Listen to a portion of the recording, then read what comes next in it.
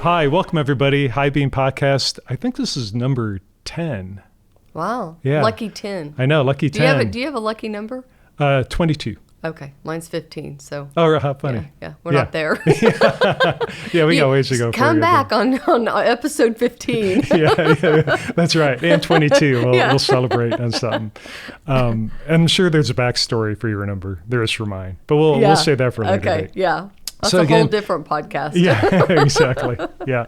So I'm Dan Stewart. I'm senior consultant with FPOV. With me is Annette Klazowski. She's co-founder of FPOV. And also, your area of expertise has always been the human side of technology. Yep. That's the way I see it, right? Yeah. Right? The old school term was organizational development. Yeah. So it was leadership and team culture. And it's interesting because it's always been important, but it's always been separate from, or there's been a chasm between the digital strategy and the things that we do at Future Point of View and the human side. And over the last, 15 years, 10 years, it's what we're showing is you can have the best strategy, and if your environment doesn't have fertile ground and your people don't have the right skill sets, you're not going to be successful in executing, because we say, culture will eat strategy for breakfast, right? I think that's a Peter Drucker term, but Yep. yeah, so it's exciting for me because I'm really seeing the alignment and Finally, right? Finally, yeah. It's always been an afterthought or HR thing for leadership at every level to say, oh yeah, well, HR, we need to get people on board. Or it was an afterthought, and they really didn't think that much about it. They knew it's a pain point, but they just want to throw it over the fence. And now I think for the first time it's saying, wow, we need to really consider that, right, as part of the strategy. Yeah. And I love what we're going to talk about today because the workplace transformation, it's all about change. And historically, what organizations have done is things around a change management model, which doesn't work with the dynamics we have in place. So I'm excited that we're talking about it today. Yeah, and for years, and I'm saying years literally, for me, it's been years, there are two sets of change management.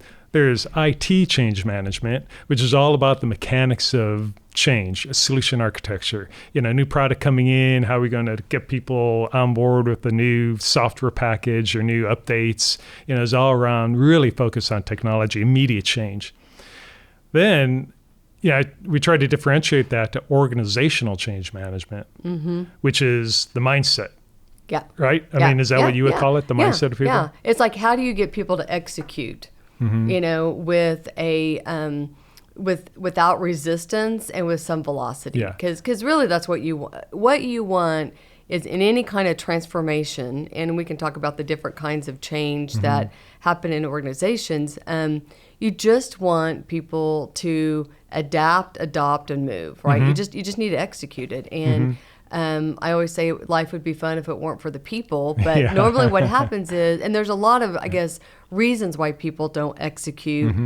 I think that recipe is complex a little bit, but, in today's world, people don't have the skill sets. They don't understand the change. They don't have the skill sets needed. We're talking about people skill sets, not digital skill sets. Right. Yeah. And really on both sides. I mean, it's both. It's really both. It's been we know, and we're talking leaders, you and I both, in the last couple of weeks, where we're hearing more and more now leadership concerned about the people side. And there's a frustration, I think, built into leadership. I'm talking the C-suite. Yeah. That how come our people can't get the concept they were trying to bring forward and the change that digital capabilities are going to bring to our organization? How come they're not being innovative and thinking out of the box? And how come they're nervous and, they won't really engage and they don't know what to do about it? Well, it's been my feeling. Yeah. It's a problem to solve. And usually when we do a digital strategy, we have a section, and we used to call it change. Now we call it inspired evolution, which we can talk more about that. But that was 10% of the strategy. And we're realizing, and we've always thought this, but we never baked it in fully to our strategy. It should be half. Yeah. Half the strategy should be bringing your organization, your resources, your people along for the change to happen, right? Yeah, absolutely. Well, and I think if you can inspire people to evolve, there is a sense of there's less tension, there's less push and pull, if you will. And it's, I think if you're paying people to use their minds and innovation from their seat and their perspective, if you can inspire them to evolve, they will actually help the organization in much better ways than if you're forcing change. Yeah. And, we talked about... I love that too. Yeah. Yeah, sorry, but I love that because change, I think of, you will do this. We're changing. Yeah, here's it is. the change. Yeah. Boom, here you go. Where inspired evolution is leadership is trying to inspire people to evolve in their job, and never has that been more relevant with AI. Because I tell clients all the time that for the first time, and I've seen it all, you've seen a lot, right? Yeah. That digital capability is always something over here. I got a desktop, I can get on it, I can use my application when I need to do it, I log in, I log out. Now for the first time, AI is integrated in my work. It's doing the work that I do. Yeah. Right? Or different parts of it. And that's the first time that a technology tool has really become human in a way. Is really doing direct human work, part of the process. Yeah. Yeah, and I don't think organizations know what to do with that or how to create a co-working environment with AIs and make that part of your culture. We talk about, because we're futurists, so we really talk about at some point, in HR, human resources, you will have a human resource leader, but you will have a digital resource leader. And you will have money that you allocate, and it could be, if I have $1 million, $500,000 goes towards the human resource side, and then I'm going to give my digital resource officer $500,000, and that's for automations and technology and different things, but it's a resource, that's on the human scale, right? We talk about the humology, so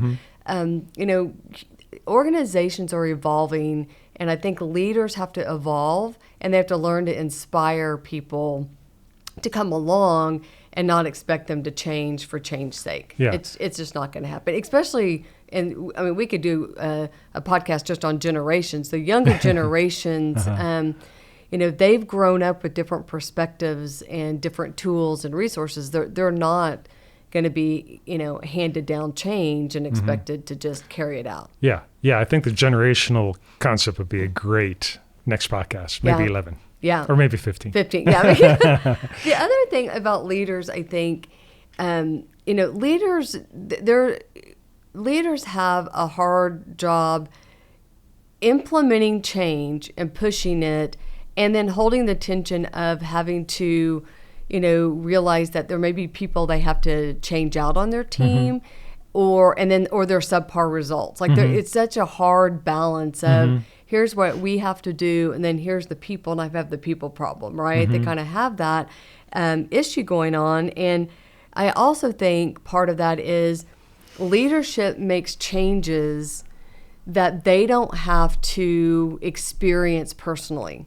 And I think that's a real mistake, that if you're making changes, you need to involve in the innovation and the strategic planning part, the brainstorming part, peoples that are in your organization that are going to be touched by that change, because you get perspective that you haven't seen before, but you also are enrolling them into what's coming and getting them. So when people are a part of that process, when you start rolling out that planning part of it and getting ready to execute, they're already part of that conversation. Yeah, and I think that's a mistake that we make in organizations because of the hierarchy, maybe. It's just how we're structuring. Yeah.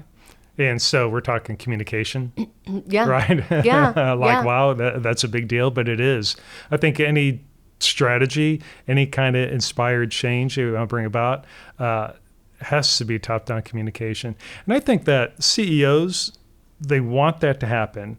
They don't know where to go. I think HR and the CIO need to work more closely together, because I think HR is sort of following the lead, right? And they're trying to fix things as they're broken, as people are coming in complaining about change or whatever's happening, that I think part of the strategy has to be those two groups working more closely together in the front end of it, advising the CEO, and then communicating properly out to the organization, step by step, what's happening, what's the vision, what's the end result, how's it going to impact them, how they're going to help people through that impact, right? Yeah.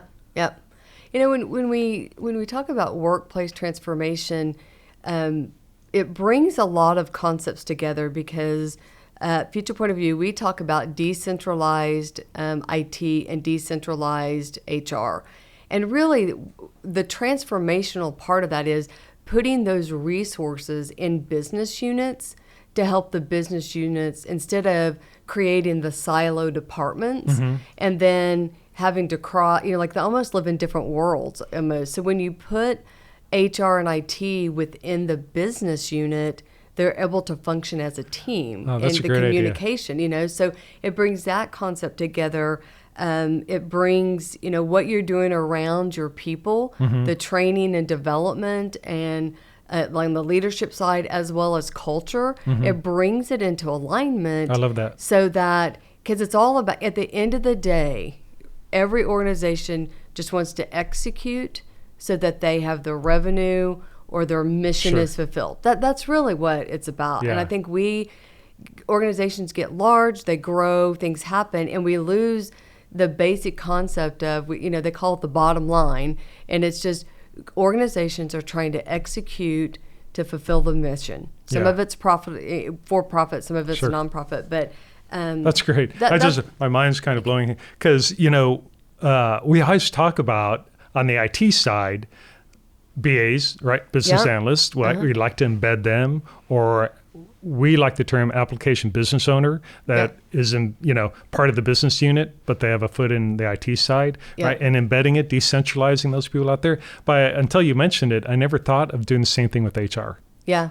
So at least during the change period or the transformative period where you have special group, couple people at least, spread out through the organization, both from HR and from IT, helping bring about that workplace transformation. Here's what's going to happen with AI. You talk about embedding IT. That's really what AI is. It's embedding those IT skill sets. You're giving those skill sets to leaders or team members.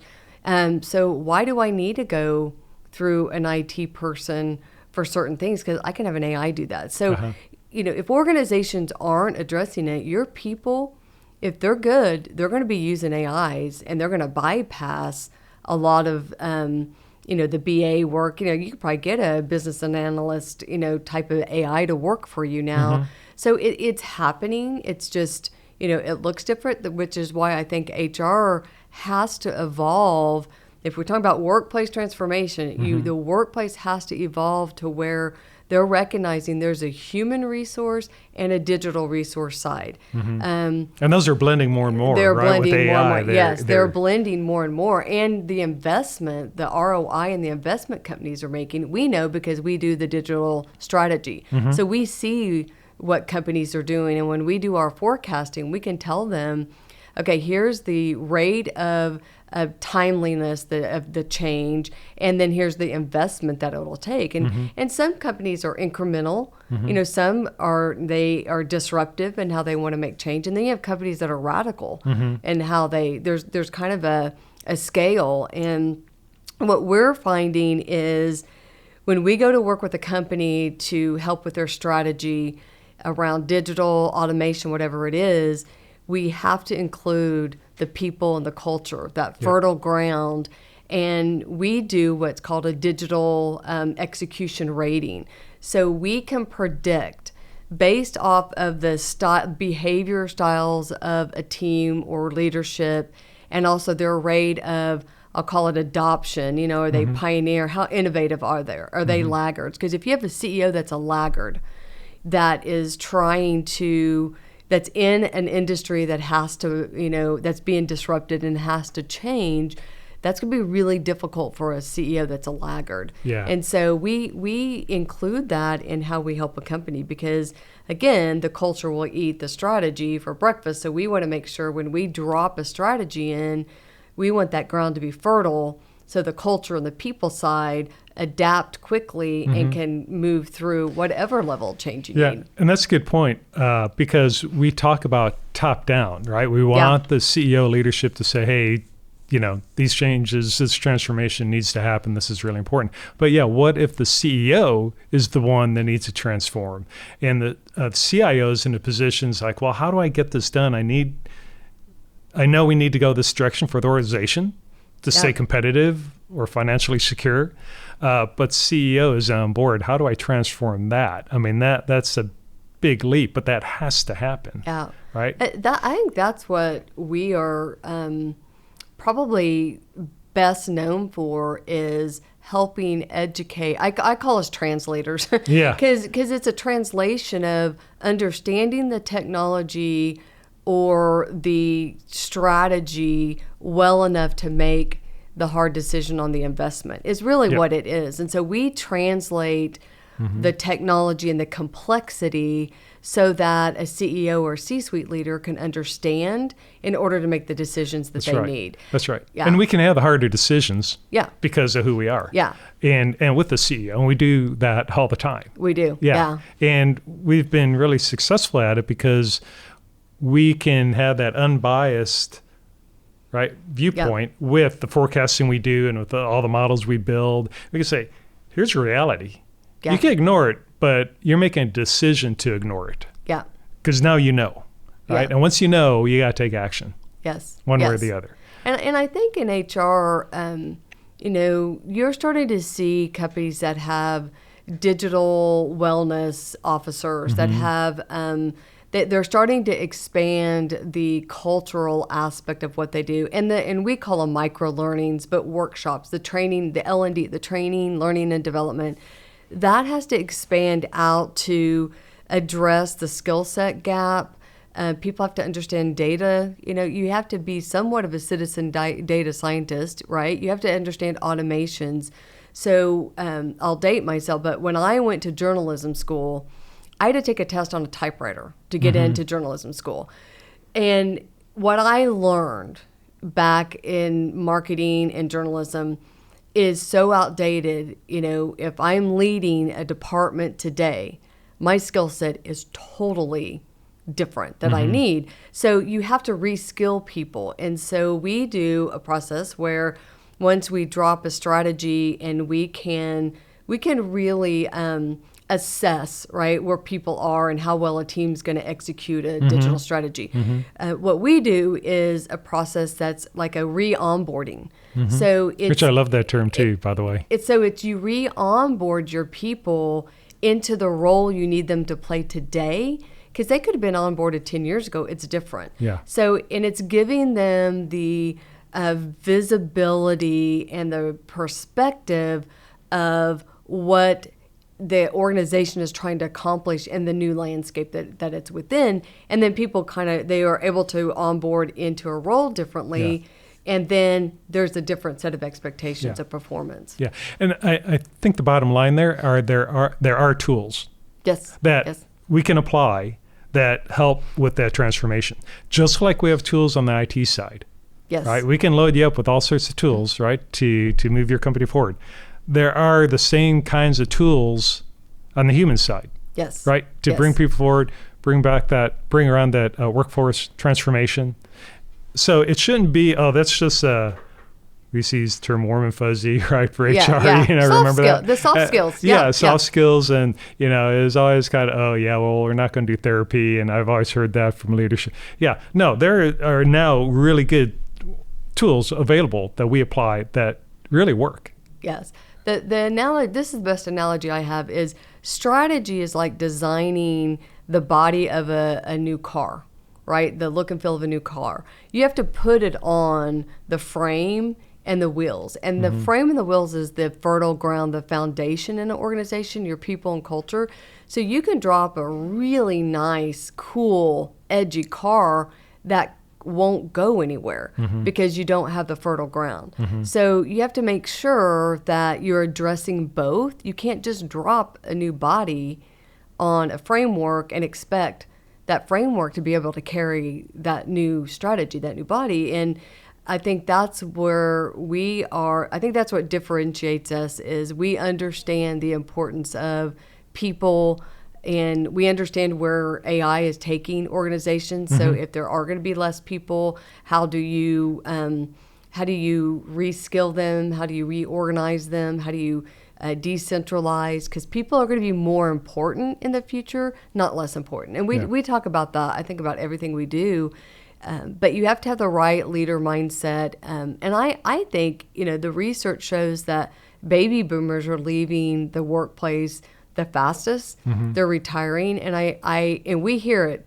Like, hey, you let us know when this hits because I'm out of here. Like when AI truly hits, I'm out. Like I'm not I can't go over that mountain or that, I can't summit again. It's something. And so, I think leaders, it's going to take a different kind of leader to lead an organization today.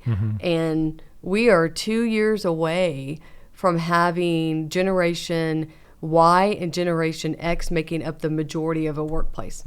So, like, you're living under a rock if you don't think that's going to change the way, because culture is how we get things done, is how things get done in organizations. So if you don't think it's going to change how things are getting done in organizations, just by that, it will. It will. And when they become leaders. And you can have cultural change. I get us that all the time. You can bring about cultural change. Part of it is on the behavior of the leaders because people learn from behavior watching. But there are efforts you can build into your strategy to bring about that as well. Absolutely. And so what we were talking about is that making sure that's embedded in your strategy. And I think there's hope. I just gave a presentation in, where was I? Leeds Track, Seattle. And I have a chart that I always put the chart up. I say there's hope, because the chart was a survey done of leadership across industries done a year or so ago. And it's about AI and talking about where do you see the impact of AI. And the majority saw it as making people more efficient, allowing them to upskill to other things. The lowest percentage was replacement of people. Yeah. So I thought that was a much more positive outlook. I thought, so leadership right now isn't looking at AI like I can lay off a bunch of people. It's like, oh, here's an opportunity. Yeah, to have them do higher level things that only people can do. Yeah. Like, getting back to the relationships, or we talk about it all the time. If you think of, and normally people, like, they'll tell you there's parts of their job they love and parts that they don't really like. Well, most of those parts you don't really like are AI, can be driven by an AI. Those are things that I think could happen. So I look at it positively. Oh, too. Yeah. And I think the workforce has to see it. Yeah. They have to use it. They have to embrace it. We talk about that all the time. If you're worried about your career and where it's going, don't have AI at arm's length. Yeah. Embrace it. Look at the tools. Really be ahead of the curve. Understand how those tools can help your job. And you be the thought leader in that space. You bring them forward. We do micro internships. And what I love about it is, we get young people from universities that are close by our kind of corporate office. And we're getting ready to do another micro internship. And I saw the first resume that listed the AIs. Oh, really? And AI experience and things that they've done to implement AIs in their team. Like, they're part of, like JCPenney's has leadership programs in universities. And so what they've done, and I thought, before it was, do you have Microsoft Office skill sets, right? We don't even ask that anymore. Like, that's right. It's assumed if you don't, you will not make it in organization. And we're going to start asking people, like, what AI skills, do you have, and how do you utilize them? And, that's going to probably flow from the bottom up, but you'll start seeing CFOs that'll say, hey, here's the AIs I use when I come on board. And so here's a question for you. You're executive and you're evaluating a resume, and you see that one resume, minimum secondary education, or I guess that's college education, but they have a Google certification for data analytics. They have a Microsoft certification for Power Automate. They went through the UiPath automation courses. Right. So which one would you really look more closely at? Would you discard the one that didn't have the college education, or would you weigh them equally? No, we don't at all. I think we look at education is valuable, and I don't want to make the assumption we don't value the education, but we've seen more kids come out of college that have no idea of the reality of a business, and so you're basically they should have just come to you when they graduated high school, because you got to start from the beginning to help them. I think kids are coming out a little bit more prepared, a little bit more eyes open. But our last micro internship, we had a young man that is a marketing advertising major, and he sat there and he said, I'm going to graduate and be like obsolete. Like, what am I doing? Like, and he's completely rethought his educational track. Not that he's devaluing the education, he's adding to what would make him ready for employment, because, I think there's a valuable maturation process that kids go through the 4 years that they move out of their home and they have to live on their own and, be adults. Like, there's a value to that. But we're already seeing where kids can create their own majors, and University of Phoenix is one that will work with organizations to create a major, if you will, that makes them employable, and then when they come in, they're prepared to start. Sure. Yeah. The research, I do a lot on the generations in the workplace, because it's going to be different than how we've looked at generations in the past. And Generation A, they're already 10 years old.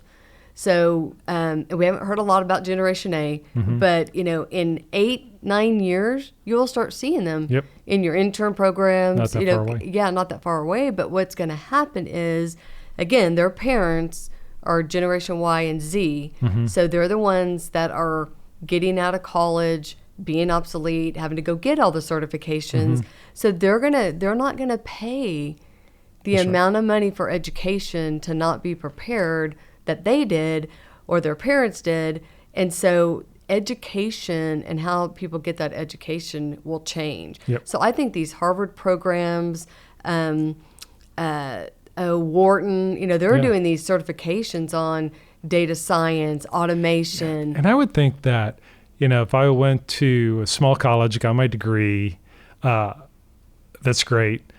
But then if I had a Wharton School certification in data analytics, that would weigh more, I think, than the undergraduate degree. It's like, whoa. It's actually applicable experience. So and it doesn't even matter if it's a Wharton or Harvard. Like, just go out and train yourself. Google has a really good analytics program. In fact, if you take their programs to get their certification, you get on their list when they do interviews. Right. So if you submit your application there, they'll go, oh, yeah, they went through certification. You get moved up the scale a little bit. So, and those are micro learnings, like what we would consider, go out and in pockets find a skill set that you need. You can go out and educate yourself at any age, can go out and educate yourself on AIs. You can go out and educate yourself on data science. And start getting, because it's opening your mind to understand. And the trends that are coming, we talk about that conveyor belt, like trends drop on the left side of a conveyor belt, which are really out there, really, like Jetson-like. And then they start moving down the conveyor belt, and then we start seeing them, and then we're like, oh, that's weird, that'll never happen. And then we start seeing an application in the marketplace, organizations, I guess, adopting those trends. So those, just going out and getting that training helps translate for you to how to apply that trend. So our CEO has a book coming out about forecasting, which I'm anxious about. But he created this card game, and what I like about the card game is you get a card, and there's an industry card, but let's just say you could play this with your own executive team in your industry. You'll get, like, here's an economic factor, and then here's something like a technology disruption, and you've got to play out how that impacts your organization, because it's teaching people to think differently, transformatively. It's you have to. We used to think like critical thinking is a key, and Yeah. you know when you met somebody Yeah. that cannot critically think. That's right. But people have to think transformative because that is what happens every day in organizations. It's amazing. I like the Jetsons reference. Think Yeah. anyone will get that? That's Well, a generation okay, thing. okay, I here's like the the thing. Jetsons conveyor belt, I and always he's ask- walking yes. astronaut, and he goes, "Somebody stop this thing!" Go watch. It will freak you out if you go watch an episode. Okay, so there's a takeaway, right? There you go watch is, a 'cause couple episodes of the Jetsons. I ask leaders, do people see you as a Flintstone or as a Jetson? I love that But if you analogy. go, I remember saying, wow, if they could ever make a vacuum that works on its own, a Yeah. robot vacuum, that'd be great. And bingo, here it is. if you go watch an episode, you'll be like, okay, this is really freaky. I gotta that, go back and watch that they predicted, things are actually That's coming to funny. life. But Yeah. Well, we could go on. I mean, know. this could be an all-day conversation, but I think there's some really good takeaways in here. I think leadership awareness. I Yep. think building this workplace transformation into your digital strategy, which Yep. we do, right? Yep. It's a big piece of that. Yep. I think the micro-learning, upskilling, onboarding, I think Yep. is a great takeaway too. And I think Weston can put up that chart on the Yep. executive survey. So I think this sets us up probably for another podcast on this subject. I know. Because I think we can go deeper on the generational aspect. And the inspired evolution, because if you look at evolving versus changing the differences, it's really eye-opening of, I'm going to say how simple, short-sighted changes versus an evolution. So it would be a great kind of next one to do. Yeah. So great. Thank you, everybody, for joining. Thank you, Annette. Great conversation. And we will see you all next time.